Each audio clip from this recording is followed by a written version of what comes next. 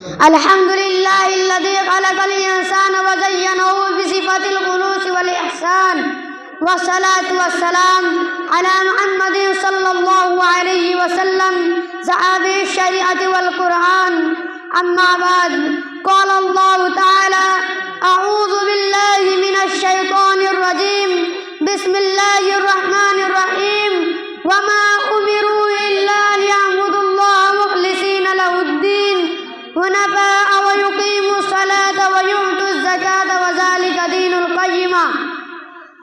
محترم بزرگوں اور دوستو، ابھی میں نے آپ کے سامنے کلام پاک کی ایک آیت تلاوت کی ہے. اس کا ترجمہ یہ ہے: لوگوں کو حکم نہیں دیا گیا ہے مگر اس بات کا کہ وہ اللہ کی عبادت کرے، اس کے لیے دین خالص رکھے اور نماز قائم کرے اور زکوٰۃ دے. یہی مضبوط دین ہے. انسان اس دنیا آب و گل میں پھنسا گیا تھا.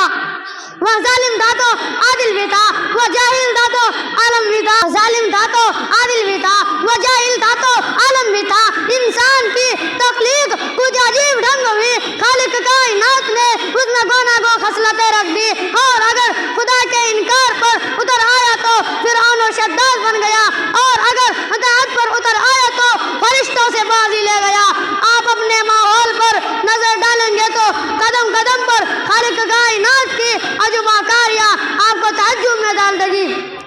انسان اللہ تعالیٰ کی خوشنودی کس طرح حاصل کرتا ہے اور کس طرح نہیں، قرآن مجید میں اس سلسلہ میں بہت کچھ کہا گیا ہے، لیکن اس کا خلاصہ چند الفاظ میں ادا کی جائے تو کہا جا سکتا ہے کہ انسان اگر خدا تعالیٰ کے احکام پر دل سے عمل کرتا ہے تو وہ رضا الہی کا مستحق ہے، اور اگر عمل نہیں کرتا یا کرتا ہے لیکن دل سے عمل نہیں کرتا بلکہ دکھاوے کے لیے کرتا ہے تو اسے خدا تعالیٰ کی خوشنودی حاصل نہیں ہو سکتی.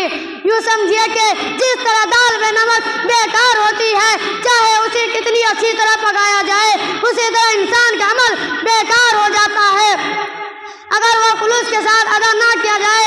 آپ سینکڑوں روزے رکھ جائے، لاکھوں رکعت نماز پڑھ لے، مگر آپ کے دل میں اخلاص نہ ہو، تمام کام دکھاوے کے لیے کرتے ہو، اپنے کو مولوی، حافظ، حاجی، نمازی اور شریف آدمی کہلانے کے لیے کرتے ہو، تو یقین رکھے کہ ہمارے اور آپ کے اعمال آخرت میں ہرگز قبول نہ ہوں گے.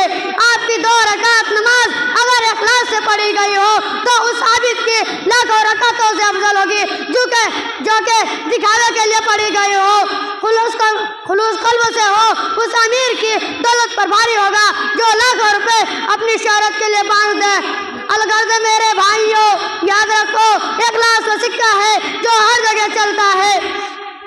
یقین رکھیے کہ شہرت کی غرض سے کوئی کام کرنا وقتی شہرت تو بخشتا ہے، مگر آپ دنیاوی کامیابی حاصل کرنا چاہتے ہو تو ہمیں چاہیے کہ دل سے دین کا کام کریں.